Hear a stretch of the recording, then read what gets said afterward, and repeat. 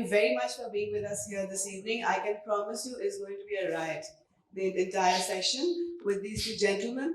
Just a quick note that as I was growing up, it was my passion and dream and desire to join the world of advertising. So I even wrote to Mr. Frank Simmons, this is all in of 12 standard, and he said that, Monica, this time you come back later, but somehow it didn't happen. And while growing up, Mr. Simmons, you, and Alec Padansi, these were all guys we look up to and enjoy all the ads. So it's quite a experience for me to be sitting on the same podium as yours. So, well, very, very warm welcome to you. Same with me. Even when I was growing up, these guys were heroes for me. Yes, shut up. He's not that old. He's not that old. He's not that old. So, as he said rightly, that you don't have to wait till the end of the session. I personally always advocate that it's nice to have an interactive session. So please feel free to ask questions and give your inputs as well, because only then we will enjoy the session together. But Bharat thinks he's much younger than me. I'll tell you a story which Bharat even hasn't heard it. There were 3 sisters who were called the Salve sisters in Bombay. And they had parents who were rather very culturally rooted and extremely conservative as far as who their daughters would habitat with. So the eldest daughter somehow, for some reason, took a shine to me. And I was a complete no-no, Yahoo kind of person from advertising at that time. I was in advertising. Bharat was just about to join advertising. And Bharat, while I was dating the eldest sister, Bharat was dating the middle sister. So that's the age difference.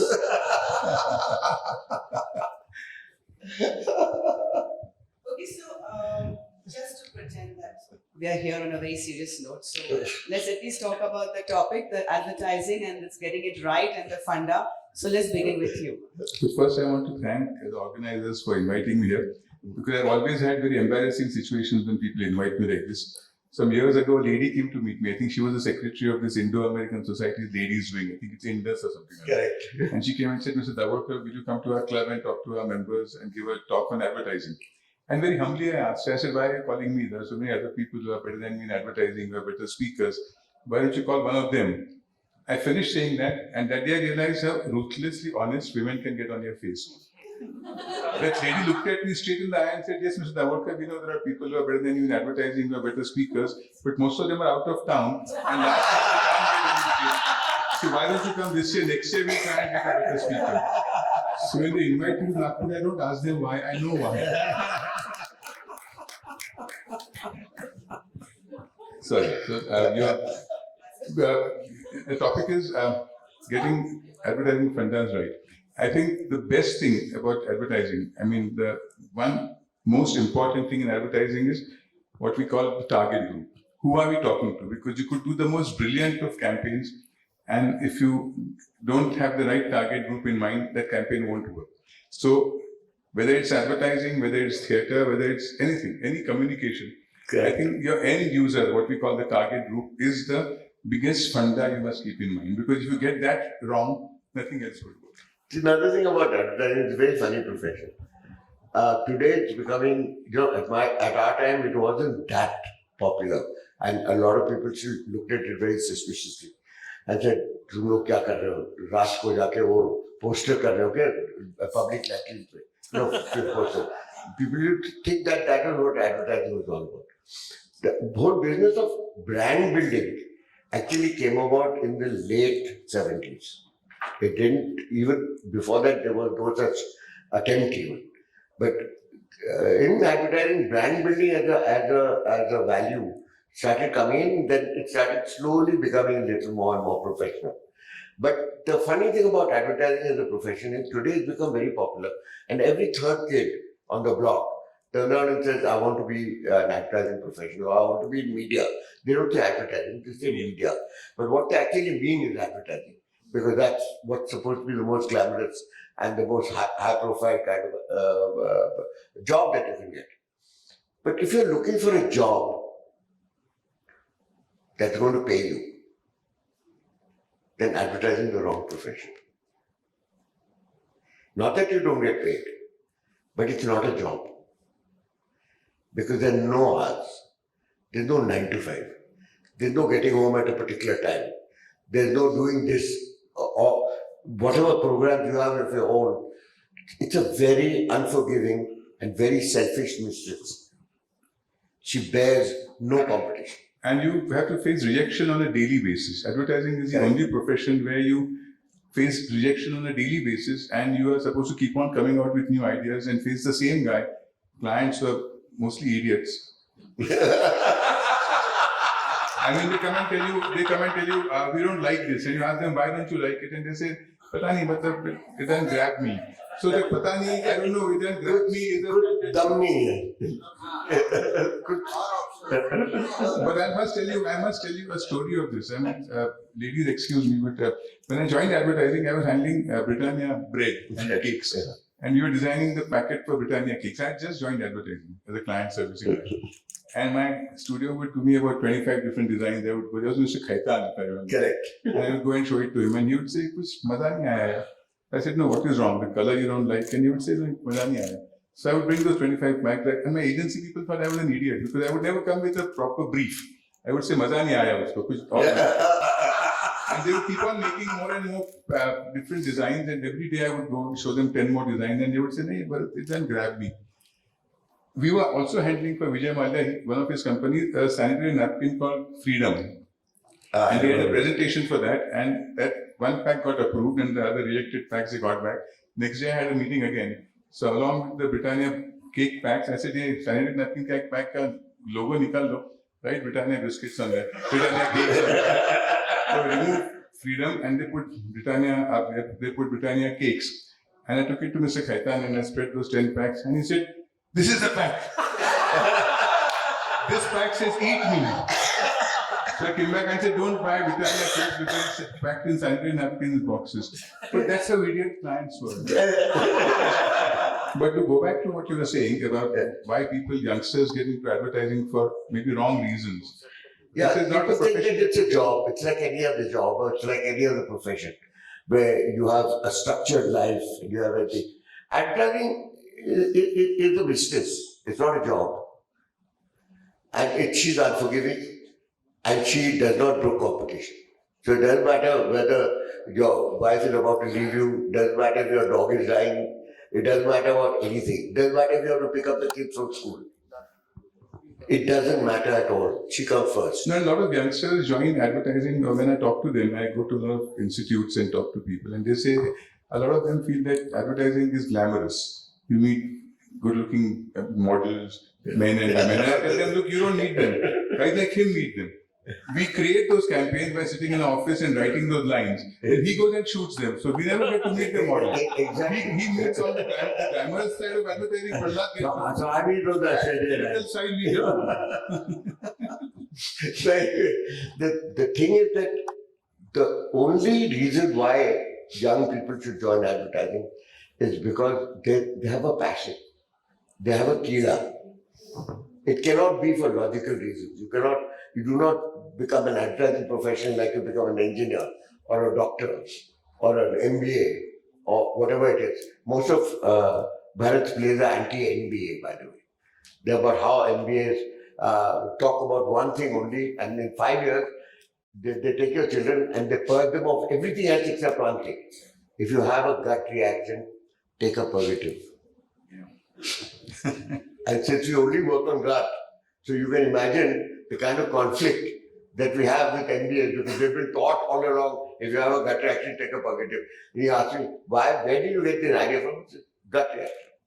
And he immediately climb up and think about what his professor told him and excuse himself. And next thing I think it's going to give me something to purge myself. So purge it. It has to be logical. 2 plus 2 has to be equal to 4. So when I teach advertising students, and when Bharat also teaches advertising students, we have to, one thing that we have to impress on them, the only way you can do it is saying that 2 plus 2 is never 4 in advertising. It has to be 22 or nothing. Because that's the value that you add to a brief. A lot of people think that you reproduce a brief and that becomes the ad. No. You have to add so much value to the brief that you shouldn't even recognize it at the end of the day. But the value that you add cannot be calculated in advance. It can only be calculated after you added the value. So when you look at a campaign and you look at it and say, wow, this is 16, or this is 18, or this is 14, that's the value you're talking about after 4. Because everybody arrives at 4 together. It's when you become 5, 6, 8, 10, that's the proposition that an advertising professional adds to the brief. Yeah, because today, I think in the market today, most problem, there was a time maybe in early before 70s when products had what they call a USP, unique selling proposition, that my product is different because I have this unique thing. That doesn't exist anymore. No, we have to create it. So the only difference that you can create is the image that an advertising campaign can create. But products are similar. I was told that, I believe some years ago, in the US, they did a blind test. A blind test means... No, not the US here. No, even the US. We did a blind test because in India, we found that, firstly, we found that Coke had bought Thumbs Up. And they tried to kill it, thinking that the Thumbs Up consumer would shift to Coke. Yeah. They did. They shifted to Pepsi. So they were really alarmed and they bought Thumbs Up back and they found it a third category. Now, Coke plus Thumbs Up is much bigger than Pepsi. So 100% got it wrong. So it was only the image that sold. People who said we'll only drink Pepsi, they were buying the image, they were not buying the product. Correct. So they were buying the label. And what did it stand for? So if you are a youngster who stood for being anti-establishment, then you aligned yourself with Pepsi. When you became a family person, then you wanted family values and little more depth in your product, then you wanted Coke. And if you were Chati Vibal, Haath Mein Banduk, then you were Thumbs Up. You know, it's as simple as that, and yet they got it all wrong. And if you were a cheapskate, you bought Rasna and gave it instead of Coke. Okay, now I'm going to pretend to be the moderator. So here's another question for you.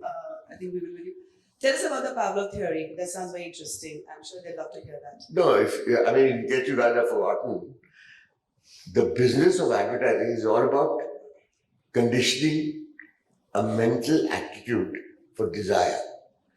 1, hope. 2, tomorrow rather than yesterday. 3, these are the 3 key elements of all good or bad advertising. Is you inculcate a conditioned mind for desire, hope for a better future, and whatever else that there is about the truth of the product.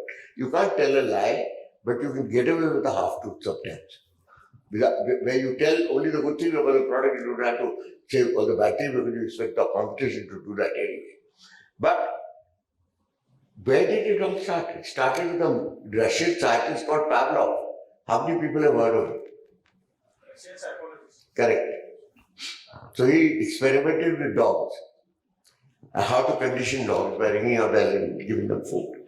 And then ringing the bell and not giving them food. And how they respond to that stimulus.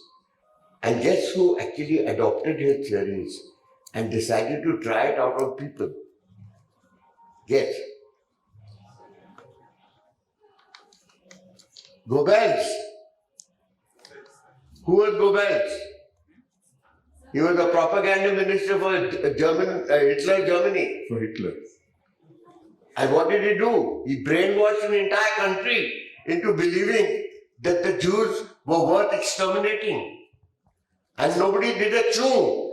6 million Jews were exterminated in the 5 years of the Second World War, and not a single German came out and said chew. Why? Because they were all brainwashed. And Goebbels used Pavlov's technology to brainwash an entire country into believing something that wasn't at all true. Today's advertising is so powerful. Not today, over. No, it's also very, very clever today. Exactly. Because what has happened is evolved from Goebbels to about 100x. Yes.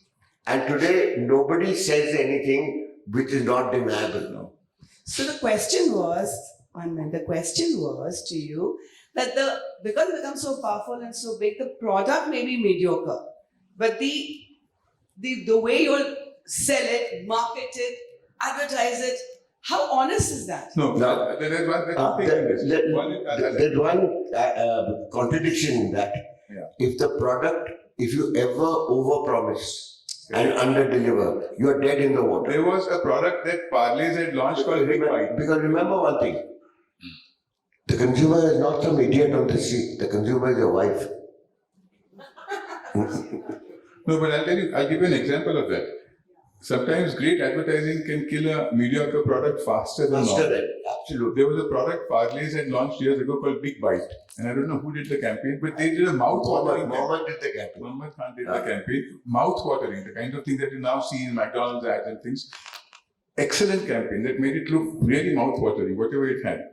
And when you went to buy that, you realized it was like a little bread and Pita bread with a something little. like that. So what we call as dissonance in advertising, that what you see and expect and what you get. If there's a huge gap, that product failed not because of anything else, it failed because of good advertising campaign. No, absolutely, because you overpromised and underdelivered, and that kills the product faster than anything else. And I'll give you so many examples. There was a newspaper that promised to be like Newsweek called New Delhi Times. Yes. Which was launched by Rediffusion. Yeah. What a brilliant pre-campaign, pre-launch campaign. I've never seen such a fabulous campaign in my life. The newspaper came out, first copy went off the shelf faster than you can believe. You had to borrow a copy to read it. The second copy was sold at Chowpatty to wrap daily. Because people expected some great things. It was a fantastic campaign. It was a whole series of ads that they had made and didn't work. So good advertising sometimes can kill a media. So advertising has to remain in touch with what the product is and what the expectations are. You can't overpromise. And advertising, if he and I, we were real estate agents, we can say anything to you, can tell lies to you. Because you're buying a flat from us once. Once in your life. Then you'll never see us again. We can say sea view, whatever you want, and people will buy it. They'll never come back to us. But in advertising, you want you to buy the product and continue buying it. And then I want her to buy and her to buy. I remember exactly what you're saying right now. A broker told me that there's a sea view from a one-bedroom flat that he was trying to show me in Bandra. So I went to the flat. It was not a bad place, but there was no sea view. You know, there was one ground in front of me where all the UP bhaiyas used to come and shit. You know, in the morning. So because they weren't a public toilet. And there was nothing at all. So I said, where's the sea view? So she said, she took a stool from the kitchen, put it on the window behind the kitchen, climbed up on it and opened the skylight. And he said, "Wo dekho." And sure enough, from the window on top, I could see a sliver of the sea on Bandra, Litfest. But as I said, you'll never go back to a real estate agent who tells you a lie. But advertising can never tell lies. And in my experience, I'll be very honest, that I find that most of the Indian manufacturers that I worked with don't tell as many lies as a multinational company tells. Hindustan Lever would tell a lie at a drop of a hat. Who? Hindustan Levers, everybody. Colgate, They can't afford to Levers. They put some, contains XYZ, which you don't know what the hell that is, but people buy it because of that. Amul will never tell lies. A Vico will never tell lies. These people that I worked with, they would say, don't exaggerate, don't tell lies. And I've never seen a multinational that I worked with. No, I think they've got Sudhar because they've taken a lot of beating in the market. And it's become, see, what happens is the more competition you have in the market, the more products that are available to a consumer, Yes. the more responsible advertising has to become. Because they can't get away with it anymore. There's so many choices that a consumer has to go to products which he is satisfied with whatever they promise versus something that is exaggerated to very large extent. So what is creativity in terms of this thing? A lot of people think this is exaggeration, it's not. It's just another way of telling a story. It's all about storytelling. Just want to share with you all one episode. The great Mr. R.K. Lakshman and his wife are here in Nagpur, and we were driving him around years ago to show the city. And suddenly the driver, he started laughing loudly. And hua kya? He said, "Wo dekhiye." Wahan pe there was a poster of the Great Indian Circus, and niche mein was a poster of Congress. Yeah. So that gave me a thinking how important in advertisement also copywriting is really, Yeah. that should be that sharp and Because in powerful. few words, you have to convey a message. You But don't you have to not only convey a message, you have to convey a story. It has to have a beginning, a middle, and an end. Yes. Yeah, what do you think? No, comparatively, when I used to watch, would go to UK and watch the videos and advertisements on the TV, they were really bad compared to the Indian advertisement. So uncreative, just like put together something. So why is it that advertisement is so? I mean, it's so creative. No, I'll tell you why. Because that's a cultural thing. See, in India, we believe that if you sing it, it's remembered much more That's why than if you jingles. say it. Which is why at one time, the only advertisements you heard were jingles, and you still remember them. You know, whatever it might be, whatever the product was, you remember the tune. And for this, I'm talking about 10, 20 years ago. You know? Yeah. And then in the West, that was logic, and they wanted to sell you on logic.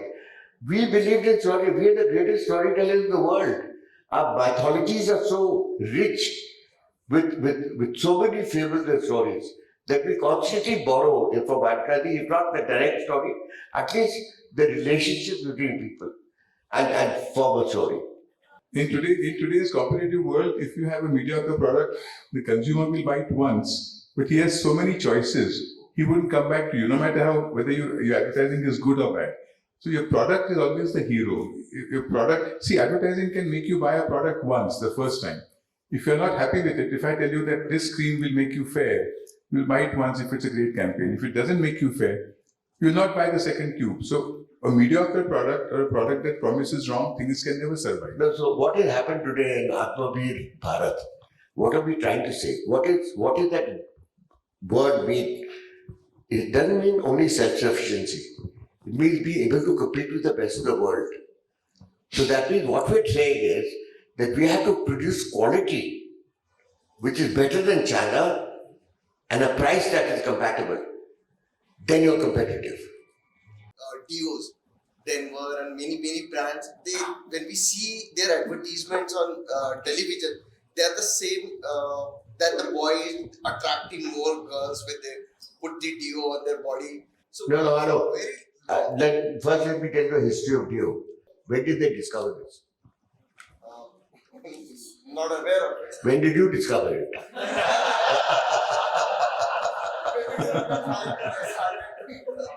Do you know that regardless of what research they did, it never came up. But the fact was that women are attracted first maybe by looks and then they stay on because of the smell. If you look like Brad Pitt and you smell like a sewer, she lasts exactly 30 seconds. That's the amount of time she'll hold her breath for. Okay, so Indian men started using Dio about 6 to 7 years ago. That's when they stumbled onto the fact that, that's what is actually going to attract women. And the fact is that that's the most important thing in a man's life because he lives in hope. Whether he's 6 years old or whether he's 60 years old, every morning you get up, you have a bath, you iron your shirt, you might or might not have a shave depending on what your thing is, and you look into the mirror and say, today is going to be my lucky day. Right? Wrong. Correct. So that's what Dio advertising is all about. But then they look same. No, they look same because unfortunately they haven't found different ways to say it. Because every man says the same thing to himself. Today is going to be a lucky day. And come back in the evening slightly. No, but that is the challenge of advertising. See, what happens is you have the same promise to make. If you have 10 Dios, and as he says, if the Dios are bought for a particular reason, that means you have the same promise to give. How do you make that different? How do you creatively do something that is giving the same promise but making it more attractive? That is the challenge of advertising. The positioning of that stone, black stone, what is it? Some stone, river stone, or what is that Dio called? Something stone. Milestone. Their position is patao your bhabhi. Forget about the girl in the neighborhood. She's the most available person who can patao. Since your brother doesn't use Dio, then there's a chance for you. The Bengali campaign. Exactly.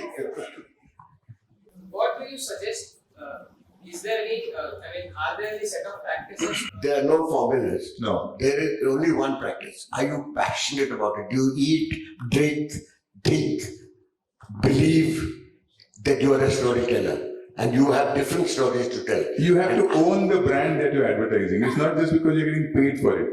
And believe me, advertising people are the most widely read and traveled people in this country because they would not have their repertoire. They keep repeating themselves otherwise. If you don't travel is the greatest education of all. I was just telling somebody, when somebody asked me one day, what makes you so unique as a person which is so tied to the soil of this country in terms of your advertising side? You know what he said? He said, when I was playing Ranji Trophy for Rajasthan, cricket had no money. We used to travel third class unreserved for our matches. He said, my entire education about this country happened in the third class unreserved dabba of the Indian Railways. It's keeping your eyes and ears open to what is happening. That's why I'm saying it finally boils down to not what you think is good or what your friends think is good. It is what the consumer, the people you're traveling with, like he says, the guys who are traveling in the third class compartment, and if he had his ears open and if his eyes open and he felt what the people around him were thinking and saying, and then he created a campaign for them, it would work. I'll tell you a campaign, if you have time, you got to get into this because this is a very interesting story. The story is the story of Little for Hindustani girls. Little, if you notice, kicked off by chopping a campaign made for a German product called Fa. The girl under the waterfall singing la la la la. Okay? So there was Karen Liddell, who was an air hostess there, who started the Little campaign by being in the waterfall and having a great time. And the soap took off in all the metros, everything, against everybody's logic. Because they say, you know, in India, how can you do this and get away with it? So no Indian woman sits in a bikini bathing under a waterfall. So where's the identification? You know, nobody cared. It just worked. Because when it worked and you don't know why it's working, remember there's a very big motto in all the multinationals. Don't touch it. Okay, if you don't know why it's working and it's working, don't touch it until it stops working. So after 20 years of running the same campaign of the girl under waterfall, the girl kept changing. Because as Catherine Liddell got older, she wasn't looking at that, so they kept changing the model. So for 20 years they did the same film. And then there was a research done by the government of India because they were asked, what are the sexual practices of lower middle class women in joint families where there is no privacy? So how the hell do they do it? So they did a lot of research and then they said what happens in a room full of people where there's a newly married couple who's trying to go ahead and everybody's pretending to sleep and they're pretending that they're sleeping and everybody knows what's going on. So the clothes that they wear are very convenient because you just throw them over the head. You don't have to start undressing and dressing. Now in this research, the most important thing that came up was what is the greatest moment of a young girl who's married into a joint family, which is her moment of her time, me time. When does she get me time? Correct. In the bathroom, when she locks the door and she's bathing, and if she spends more than 10 to 15 minutes, the old, daughter, mother, lock the house, shut down the door, says, kitna time le rahi hai? Bahar nikal. You know, there's only one bathroom, everybody has to share it. So, that moment when she's bathing, what is she dreaming of? Dream of freedom. If she's dreaming of freedom, what is the image that comes to her mind? Well, the girl in the bikini standing under a waterfall. So, which is why when it stopped selling in metros, when it stopped being so contemporary and cutting edge in the metros, the entire product moved to the B-class towns. So, very little is today sold in metros. It's sold mostly in B and C-class towns because of this. Because of this phenomena. So there are lots of things, there's lots of truth which you come across. I'll give you an example of how consumer psychology works. Years ago, there was a case study in the US where Ford Motors used to have their showrooms, and the people would walk in and buy cars, and they had a fancy red open convertible sports car in the show window. And they did a research and found out that when people come in, nobody's buying that sports car. They're all buying family sedans. And nobody's buying that. So they said, then why should we display a sports car? So they removed the sports car and put a normal white, silver colored family car in the thing, and their sales dropped by 30%. And they couldn't figure out why they had dropped till they did a research.